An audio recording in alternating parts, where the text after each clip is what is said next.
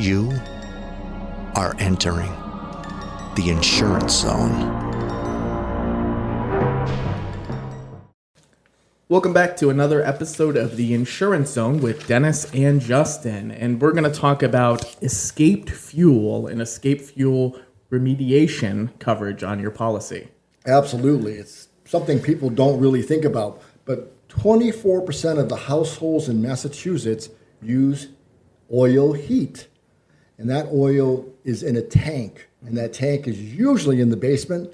Sometimes it's outside. And those tanks can rust and they can break. And that can create one heck of a mess. Recently, we had a client, who wasn't a client before, they're a client now, who had a tank burst and lost 110 gallons of oil. The tank was only 10 years old, but the claim was $110,000. Not covered by insurance. The poor gentleman lost his mobile home.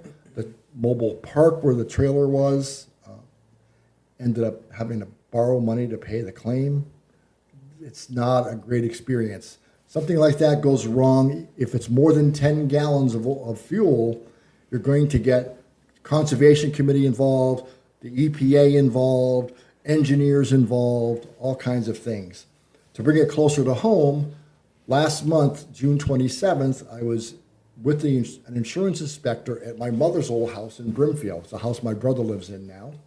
We were in the basement, which I rarely go into because it's an 1850s house. It's low ceilings and dirt floor.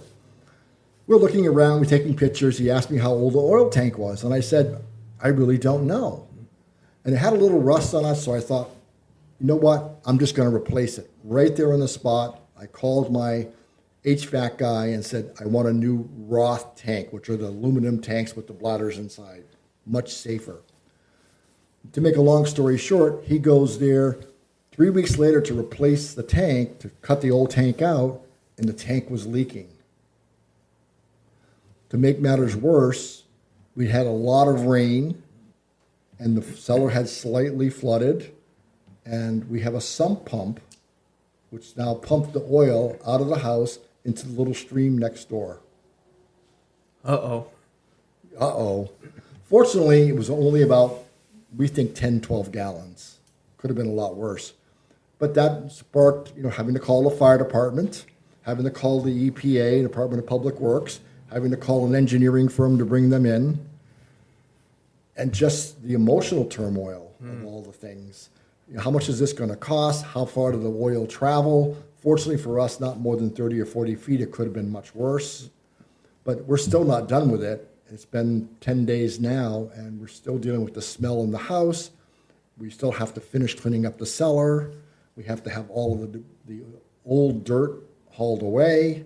It's just a nightmare. So I recommend that everyone get an escape fuel or liquid fuel endorsement on their policy. That's a form that changes your policy and adds coverage for something like that experience. Right. And for most companies, you can buy 50 to 1,000 for like $50 to $100 a year. Mm-hmm. And in fact, I would buy the $100,000 coverage. This could have been much worse had the HVAC man not shown up that day and it had continued to leak. So Absolutely. We just don't know. And most of us aren't checking our oil tanks all the time. One of the things you have to do to get the coverage is you have to have someone inspect the tank, which is a really good thing to do, even if you don't buy the coverage. Right. At least you're protecting yourself.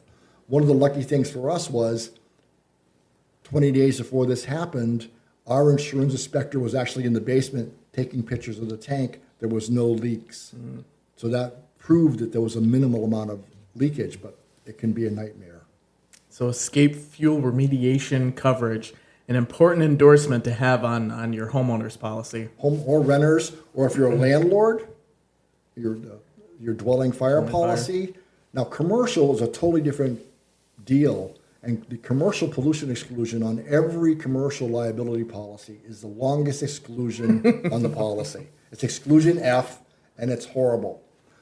So check with your agent to see what you can do about that, because that's a different ballgame. But for your homeowners and your dwelling fires, your rental properties, you can add that coverage right on there. like you said, minimal cost to add $50,000 or $100,000 worth Right. of coverage onto the, And the most onto the policy.